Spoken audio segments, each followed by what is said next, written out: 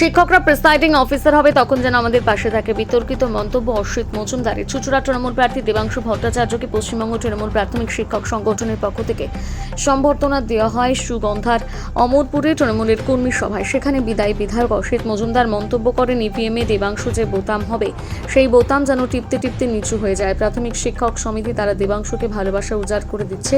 এরাই presiding officer হবে, মনে রাখবেন তখন যেন আমাদের পাশে থাকে।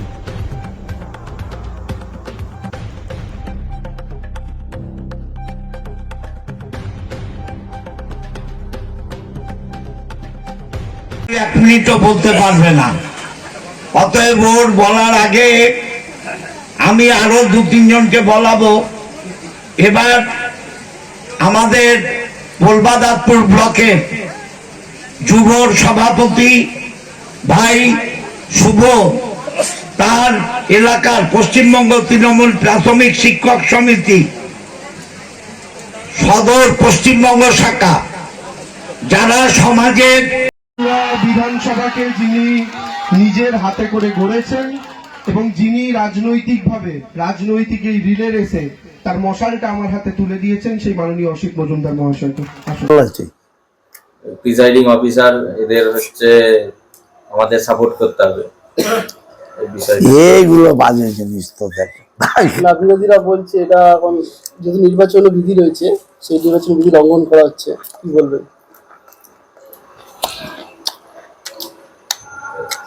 আমি তো লোকের সাহায্য চাইবই, আমার দলের পক্ষে সাহায্য চাইব না?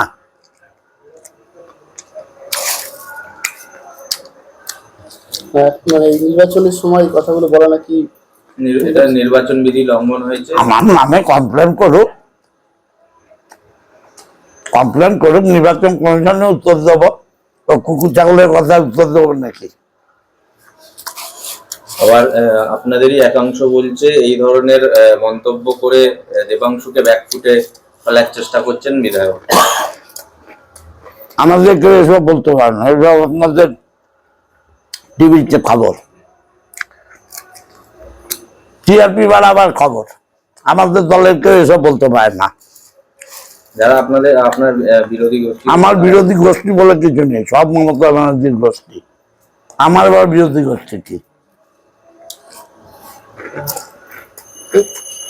মানে এই যে কথাটা বললেন, এটা তো এমনিতেই একটা নির্বাচন বিধি লঙ্ঘন হচ্ছে। কোনটা? আপনারা প্রিসাইডিং অফিসারকে ব্যবহার করতে চাইছেন পরোক্ষ। যারা আপনারা রিপোর্টার হয়ে কোন দলের দালালি করছেন কেন? কোন দল যদি কমপ্লেন করবে, উত্তর আমি দেব। প্রিসাইডিং অফিসারদের পাশে চাইছেন ভোটে? সবাইকে চাইছি, এটা আমার গণতান্ত্রিক অধিকার। দেখুন, আমার মনে হয় এই কথাটা উনি কখনোই বলতে পারেন না।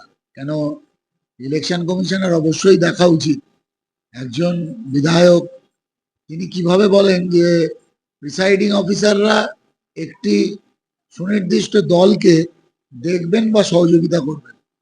এই জন্যই আজকে পশ্চিমবঙ্গ যেখানে যাচ্ছে, পশ্চিমবঙ্গের এই সরকার যতবার সুপ্রিম কোর্টে যাচ্ছে ততবার থাপড় খাচ্ছে। কারণ একটাই, এরা বিধি মানে না, এরা কিচ্ছু মানে না। এদের সরকারের সুনির্দিষ্ট কোনো নিয়ম নীতি কিচ্ছু নেই। এরা সরকারের নিয়মকেও মানে না, সবাইকে বুড়ো আঙুল দেখায়। এটা হতে পারে কখনো যে প্রিসাইডিং অফিসারকে বলবে আপনারা দেখবেন? তার মানে প্রিসাইডিং অফিসার কি কোনো দলের লোক হয়? এটা আমরা তীব্র প্রতিবাদ জানাচ্ছি এবং অবশ্যই এই নিয়ে আমরা ইলেকশন কমিশনকে এর বিরুদ্ধে আমরা কমপ্লেইন জানাবো।